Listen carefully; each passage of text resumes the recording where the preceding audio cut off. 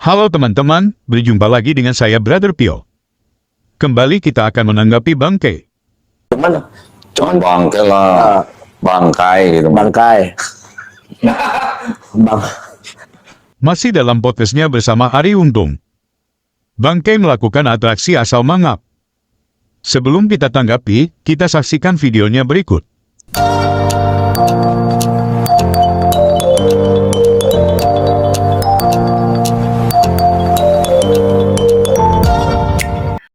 Ketiknya gini, studi kata Alkitab Sabda.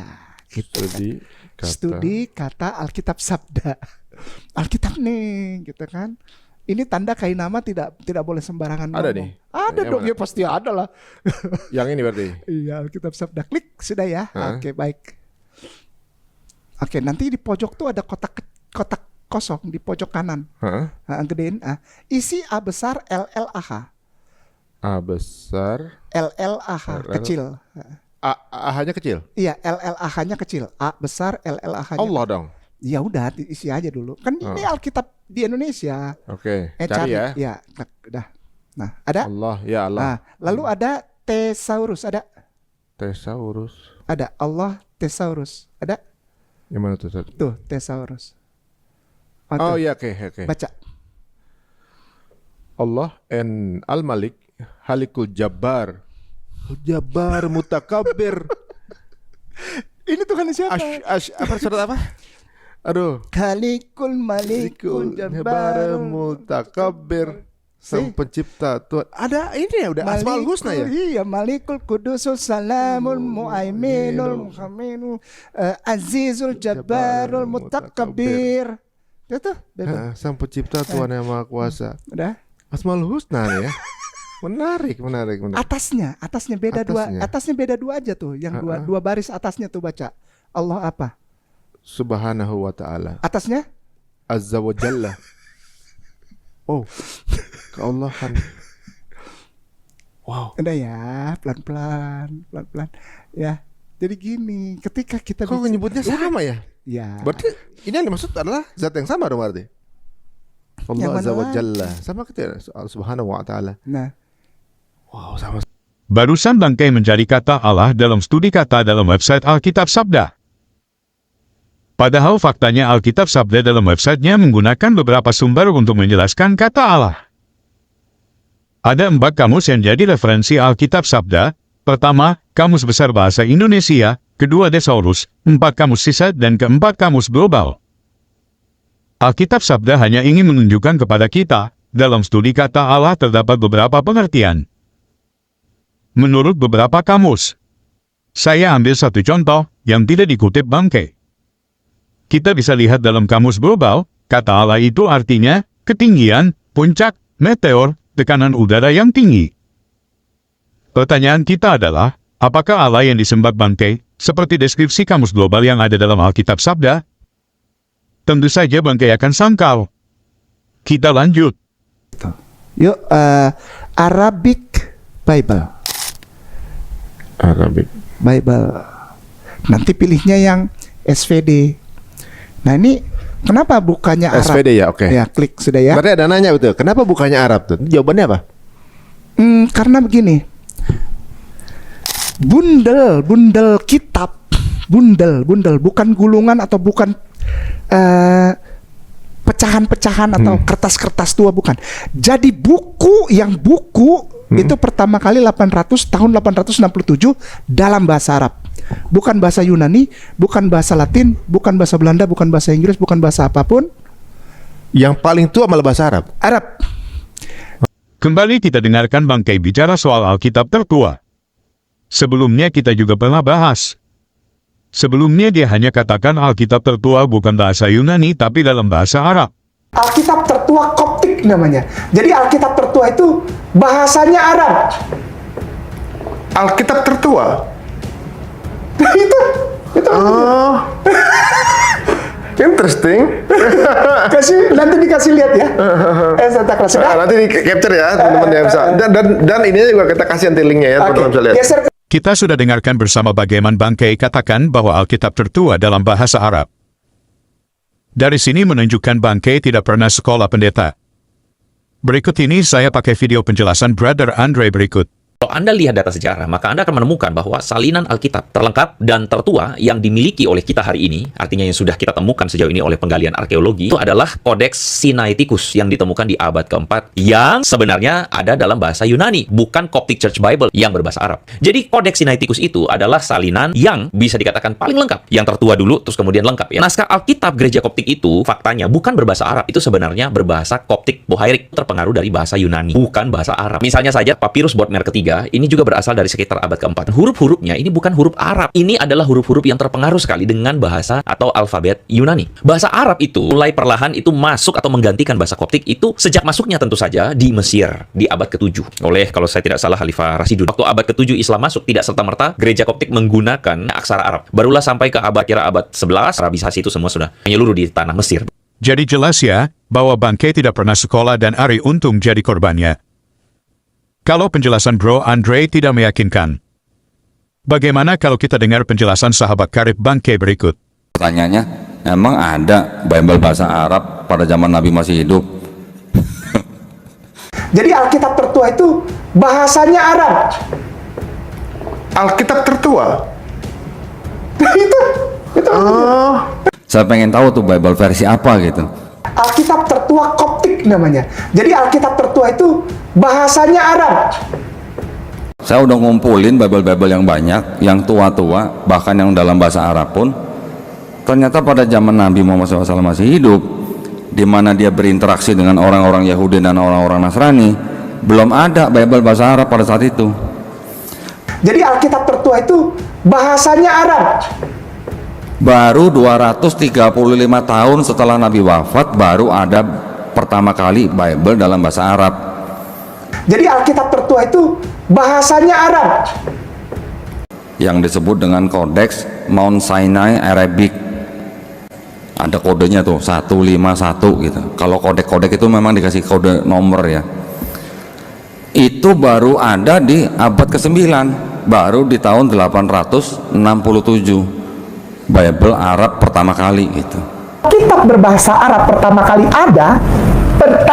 yang tertua itu 896 Masehi. Itu pertama kali tahun 867 dalam bahasa Arab. Tapi sepertinya Bangke berubah pikiran.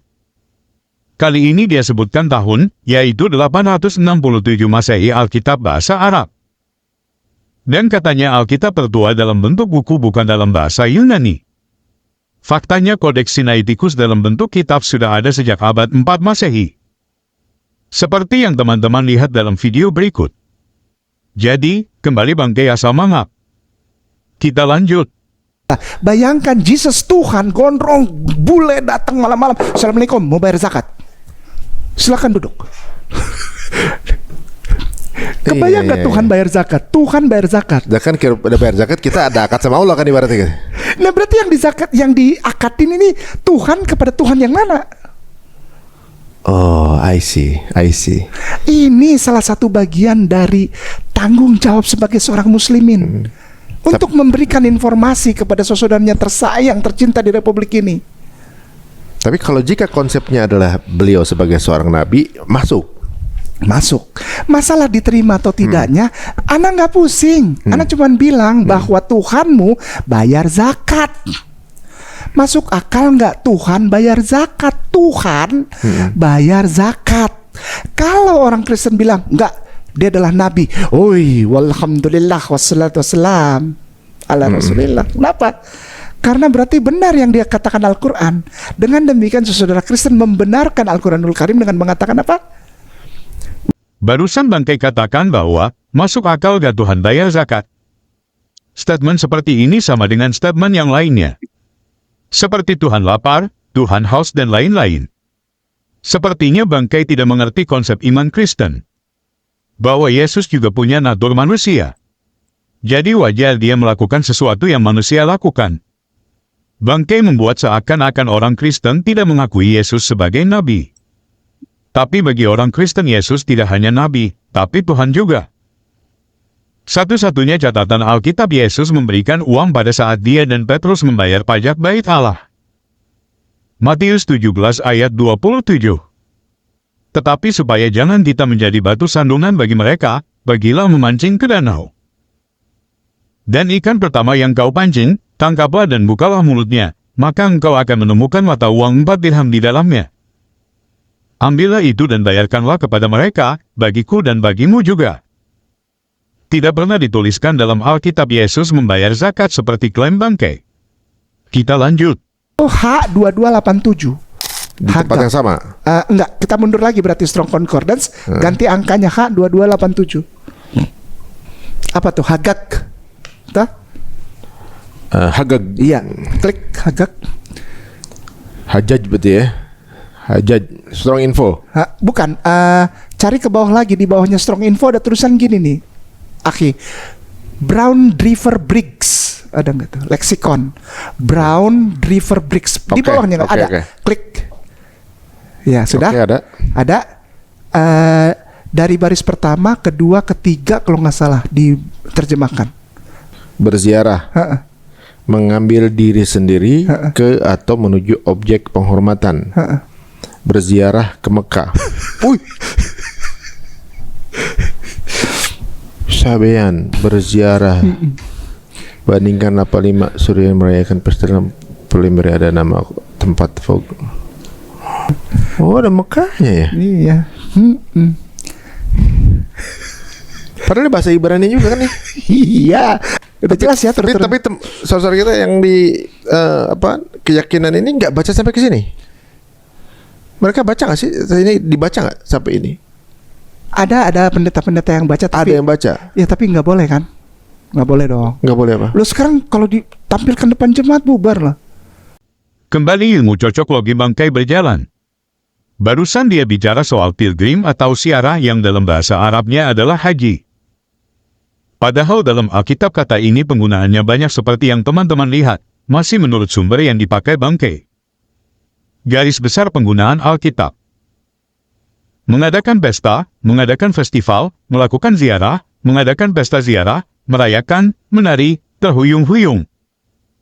Jadi leksikon Brown Driver Briggs hanya memberi contoh bahwa kata ziarah ini seperti yang dilakukan ke Mekah. Bahkan kamus juga bilang kaum Sabean juga melakukan ziarah atau haji. Bangkai membawa semua kata ke dalam bahasa Arab, lalu dengan begitu dia klaim itu sebagai suatu yang sama.